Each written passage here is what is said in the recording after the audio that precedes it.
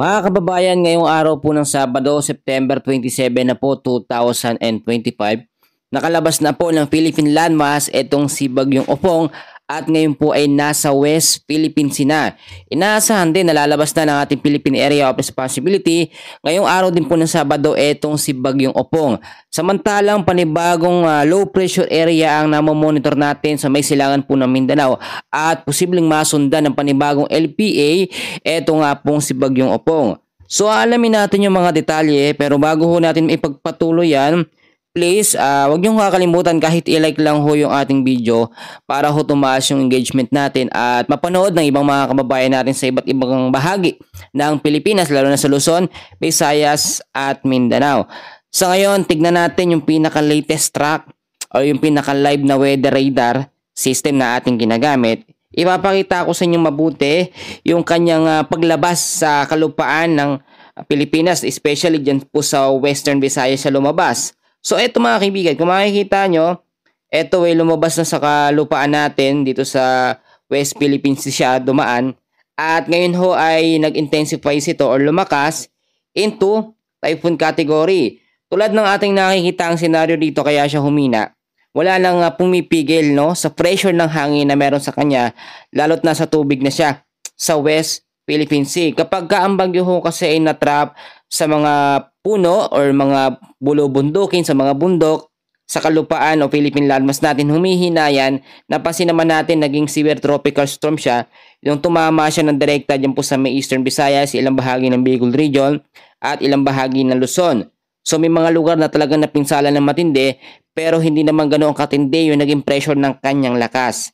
Sa ngayon ho, no, ay aalamin natin yung mga lugar na nakataas pa rin ng warning signal. Kahapon, umabot tayo hanggang signal number 3.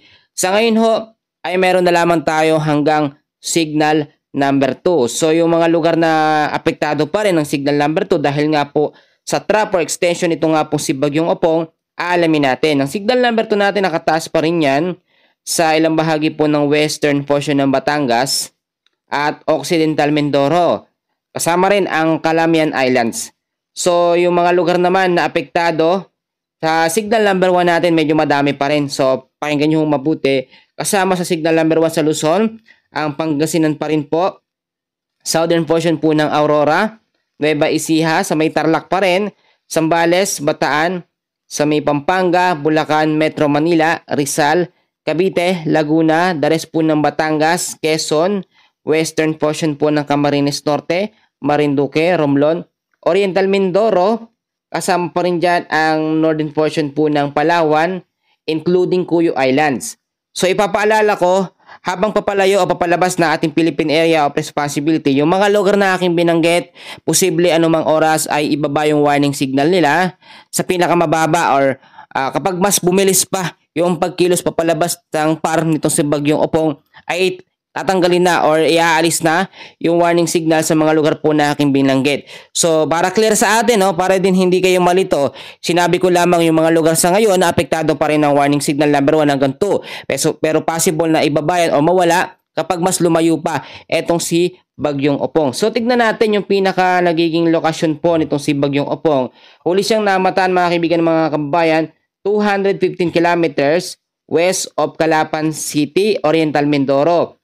At yung kanyang hangin bilang isang ganap na typhoon category, nasa 110 km per hour. Malapit pa rin ho yan sa may gitna at bumubugso ho siya sa 135 km per hour. So kaya ako nasabi kanina na mabilis yung pagpalabas niya ng Philippine Area of Responsibility. Dahil yung pagkilos ho niya pa west, northwestward, nasa bilis po na 30 km per hour. Kung nakikita nyo yung sirkulasyon ng kanyang hangin, medyo nabawasan na, no? Hindi kagaya nung nandito pa siya. Nung papasok pa lang siya sa may Eastern Visayas at sa ilang bahagi po ng Bicol Region, Central Luzon at Southern Luzon. Ngayon, yung sirkulasyon ng hangin niya may malaking pagbabago. Hindi na ganoon kalakas ang pressure pero kasabing naman ng ikot niya, etong habagat or southwest monsoon. Kung napapansin nyo yung umiikot na ito sa baba, sa may kanlurang bahagi ng ating bansa, yan ho yung tinatawag natin na southwest monsoon or hanging habagat. So dahil nga po lalabas na ng ating Philippine Area of responsibility itong si Bagyong Opong. Ngayong araw din ng Sabado, mamayang alas 5 po ng hapon, no, 5 p.m., inaasahan na yung trap or extension na lamang ng kanyang hangin ang makakaapekto dito nga po sa kanlurang bahagi ng ating bansa. So alamin natin yung mga susunod na mga lugar na madadaanan pa rin niya kahit nasa labas ng par, banta pa rin niya, no, bilang isang bagyo. So ito ho mga kaibigan, mga kababayan, kaninang alas 5 ng umaga o ngayong alas 5 po ng umaga, 430 kilometers west of Subic Bay yung kanyang lokasyon. Tulad na aking sinabi, alas 5 ng hapon ngayong araw ng Sabado, September 27, lalabas na siya ng ating Philippine Area of Responsibility sa may lokasyon po ng 770 kilometers west of Iba, Zambales. At lalo pa siyang lalayo pagdating po ng linggo ng alas 5 ng umaga na may lokasyon na 1,060 kilometers west of Central Luzon. At yung pinakamalayo niya, ito, medyo malayo na talaga to. Araw din ng linggo, hapon po, 1,310 kilometers west of Northern Luzon. Parehas po yan, lahat po yan na nasa labas na ng ating Philippine Area of Responsibility. Pero tulad ng aking sinabi, kahit po mawala na sa radar natin o tuluyang lumayo o lumabas ng ating Philippine Area of Responsibility, etong si Bagyong Opong, mananatili pa rin ang epekto ng habagat or southwest monsoon sa kanlurang bahagi ng ating bansa. Pero ililinawin ko lamang sa inyo, meron pa rin kasi tayong tinatawag na heavy rainfall warning dahil pa rin po dito nga po kay Bagyong Opong. May mga lugar pa rin na apektado niyan. So inaasahan pa rin natin ang minimal lamang, no, na 50 to 100 mm sa dami ng pag-uulan diyan sa may Metro Manila, sa may Rizal, Bataan, Cavite, Aurora, Isabela, Marinduque, Quezon, Laguna, Batangas at sa may Aklan. Medyo mahina lang yung pag-uulan na yan dahil huyan sa trap or extension ng hangin pa rin. Ito nga pong si Bagyong Opong, malawak pa rin kasi yung sirkulasyon ng kanyang hangin. So talagang makakaranas pa rin ng pag-uulan at madalas yan sa may bandang hapon na ho at sa gabi. So dahil naman po sa habagat or southwest monsoon na pinapalakas ngayon itong si Bagyong Opong, ay meron pa rin tayong heavy rainfall warning. Ngayong hapon po ng Sabado ay meron tayong moderate to heavy rains na merong 50 to 100 mm sa dami ng pag-uulan dyan po sa may Negros Occidental, Negros Oriental, Iloilo, sa may Capiz, kasama po ang ilang bahagi ng Guimaras. So yung mga lugar pa rin na yan, mag-ingat sa banta po ng malawakang pag-uulan or bugso ng mga hangin dahil po sa habagat or southwest monsoon. Tulad na aking sinabi, may panibagong banta tayo ng low pressure area na mabubuo sa tinatawag ho natin na tropical cyclone threat potential. Sa week 1 natin nagsimula na kahapon. Yung week 1 natin sa tropical cyclone threat potential natin, bagong update lamang ito. Pasok niya ng September 26 hanggang October 2. Panibagong low pressure area ang ating namomonitor dito po sa may bandang silangan po ng Visayas. So dito yan mabubuo sa may area na yan. So yung banta ng panibagong LPA na ating nakikita sa tropical cyclone threat potential natin, nasa low chance na maging isang ganap naman na bagyo. So hindi na rin siya hatakin itong si Bagyong Opong kagaya ng senaryo nung kay Nando. Tapos si Bagyong Opong nandito. Hinatak po ni Bagyong Nando si Bagyong Opong. Etong senaryo naman, si Bagyong Opong malayo na, hindi niya na mahatak yung panibagong LPA. Pero maging handa pa rin tayo sa mga posibilidad po na pwedeng mangyari. Sa week 2 naman natin ay magsisimula pa sa October 3 hanggang October 9. So dalawang banta ng low pressure area ang ating namomonitor at parehas siyang dadaan dito po sa may bandang bahagi po ng Luzon. Sa may Central at South Luzon po yung paglabas niyan. Isa po ang merong moderate at isa ang nasa low chance na maging isang ganap na bagyo. So paghandaan po natin yan, kinakailangan maging alerto po tayo. Dahil nga po itong si Bagyong Opong, tulad na aking sinasabi, naging bantaman siya, parang talaga nagbigay ng malawak pag-uulan sa malaking bahagi po ng Eastern Visayas. Ayaw naman natin masundan agad ng panibagong banta po ng bagyo na susunod po, no? Etong si Bagyong Opong. And hopefully, ngayon po kasing buwan o month po na October, nakamonitor po tayo sa 2 hanggang 4 po na bagyo na posibleng mabuo sa buwan po ng October, no? 2 hanggang 4. So dapat ho panghandaan natin yung mga posibilidad na pwede hong mangyari. Sa mga hindi nakakaalam, ang susunod po na bagyo, no, ay talagang possible yan hindi na maging malakas or magiging mahina na. Dahil bakit? Tignan nyo, wala na pong sirkulasyon ng malakas na hangin na hihigo po sa panibagong banta kung may bagyong mabubuo po na panibago. Dahil nga po, etong si Bagyong Opong ay tuluyan pang lumalayo sa ating Philippine Area of Responsibility. At ang magiging epekto niyan sa paglayo niya, ang habagat po ay hihina ng hihina. Meron pong paulit-ulit na nagtatanong sa atin kung kailan daw ba mawawala ang epekto ng habagat or southwest monsoon sa kanlurang bahagi ng ating bansa. Kapag itong si Bagyong Opong ay nakalabas na, nasa 1,000 mahigit kilometers yung kanyang distansya sa ating Philippine Area of Responsibility, hihina na po ng hihina ng paunti-unti itong habagat or southwest monsoon. So mangyayari na po yung tinatawag natin na monsoon break. Pag may monsoon break tayo, yan po yung pansamantalang pagkawala or paghina po ng habagat, pero it doesn't mean na wala na yung habagat.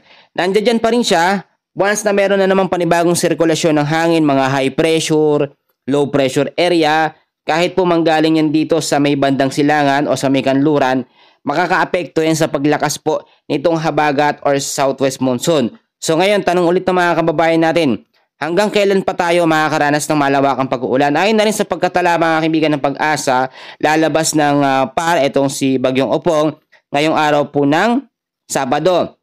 By Sunday, Monday, and Tuesday, magiging okay na kahit papaano ang lagay ng ating panahon. Pero may banta pa rin tayo dito po sa may bandang kanlurang bahagi ng ating bansa ng habagat or southwest monsoon.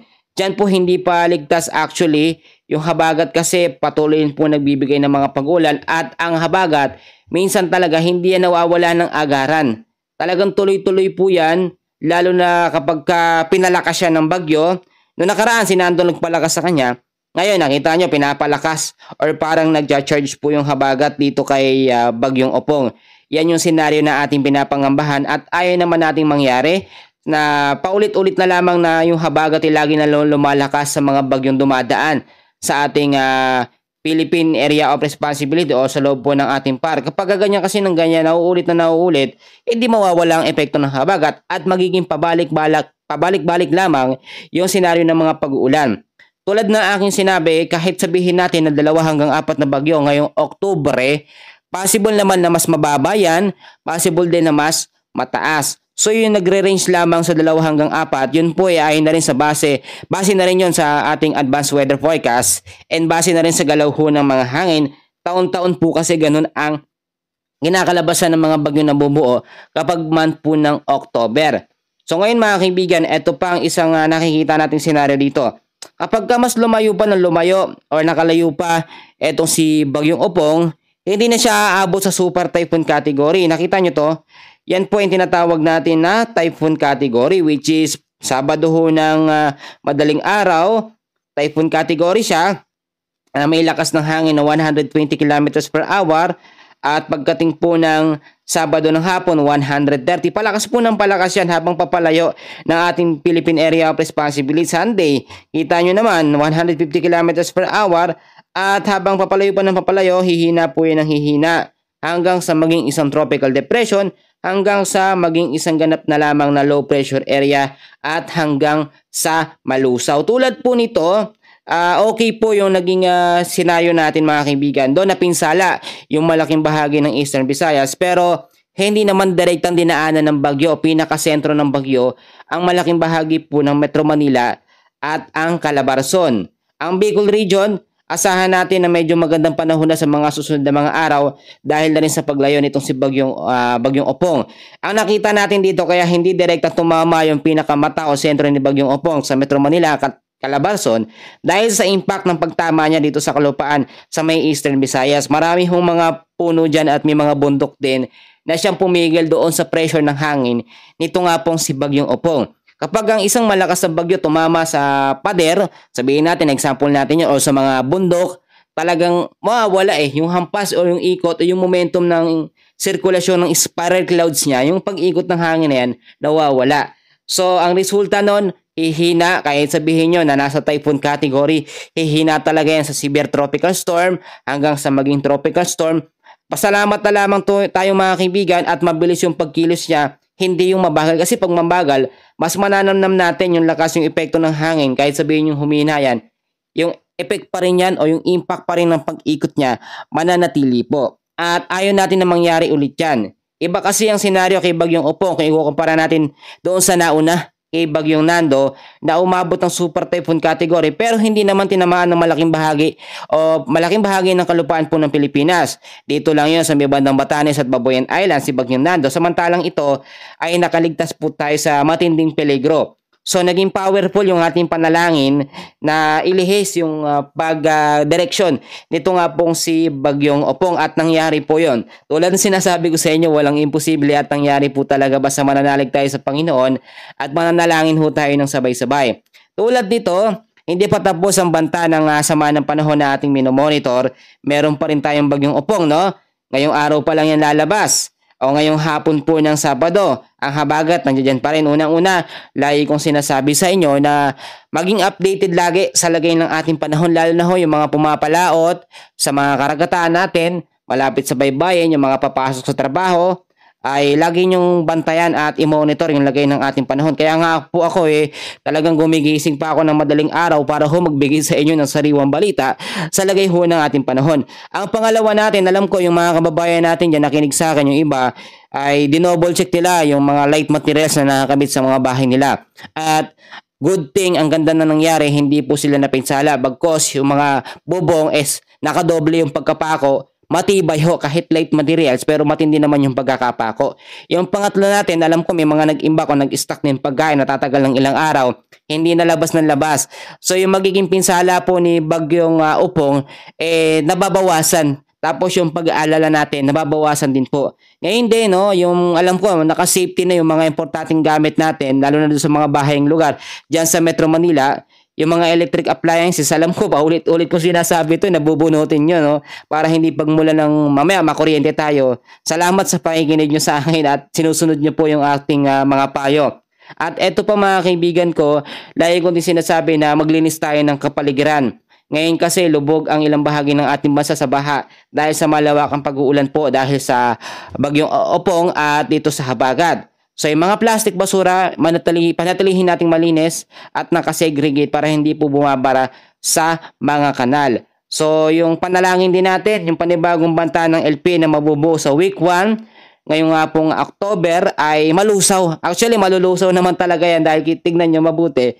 Wala tayong nakikitang high pressure na posibleng mag-move sa kanya papalapit sa ating Philippine Area of Responsibility. Pero yung week 2 natin sa October 3 hanggang October 9, dahil dalawang LPA ngayon, doon natin malalaman yung panibagong banta ng sama ng panahon. Basta ang pagkatapos po nitong si Bagyong Opong, habagat po at mga localized thunderstorm ang ating imomonitor at patuloy na magpapaulan sa malaking bahagi ng Luzon, Visayas at sa may Mindanao. So muli mga kaibigan, mga kababayan, iti-take ko yung opportunity na makapag-share po muli ng Bible verse sa inyo ngayong araw po ng Sabado. So narito na po ang ating Bible verse of the day. Sa Filipos chapter 4 verse 13, mga kaibigan, mga kababayan, mga kapatid, narito po ang sinasabi.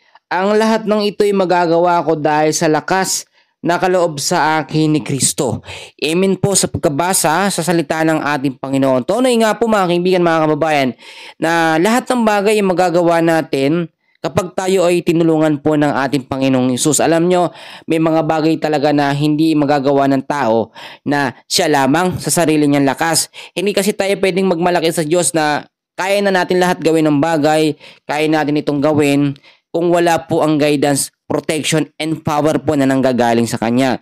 Yung Bible verse po na ito, talagang very powerful po ito. Kapag meron tayong mga bagay na talagang sobrang na tayong nahihirapan at parang sa tingin natin sobrang ambigat-bigat na ng problema natin, magagamit po natin ito. Ang linaw ng pagkakasabi na ang lahat ng ito magagawa ko dahil sa lakas na kaloob sa akin ni Kristo. Wala namang bagay na hindi natin magagawa mga kaibigan kapag hindi tayo tinulungan ng Diyos. Alam nyo, may mga senaryo nakikita natin dito tulad na lamang sa mga problema natin sa bagyo, sa mga pagbabaha. Minsan gustong-gusto ng sumuko na ibang mga kababayan natin at ang naiisip nilang paraan wakasan. No? Alam nyo na yon, parang ganon yung nagiging solusyon ng iba. So marami hindi lamang sa bagyo, yung mga may problema sa pamilya, may problema sa financial, yung tipong wala kang makain at ang tanging nakikita mo lamang na sandigan yung manalangin ka sa Diyos.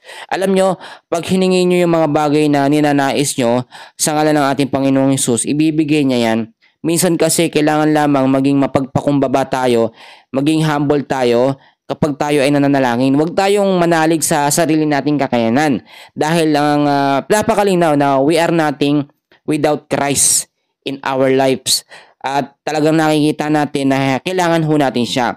Kaya kung may mga problema kayo, ikaw, tayong lahat na mga nakikinig dito, lahat po tayo may mga problema at lahat ng mga bagay niyan ay makakaya natin sa tulong ng ating Panginoong Hesus. Kaibigan, kapatid, kung nakaabot ka sa dulo ng video na ito, mapalad ka dahil kahit short lang naman po ang ating Bible verse ngayong araw po ng Sabado ay very powerful naman ito at talagang tatatak at tatagos po sa ating mga puso. Please, pa-comment na yung pangalan at kung taga saan ka para sa next update po ay mai-shoutout kita dito sa ating channel. So yun lamang yung pinaka-update natin sa lagay ng ating panahon nasa unahan at yung ating Bible verse naman nandito sa may dulo. Ako yung nagpapasalamat kung umaabot kayo sa dulo, no? Talagang sobrang na-appreciate ko at hindi ko alam kung paano ko kayo papasalamatan.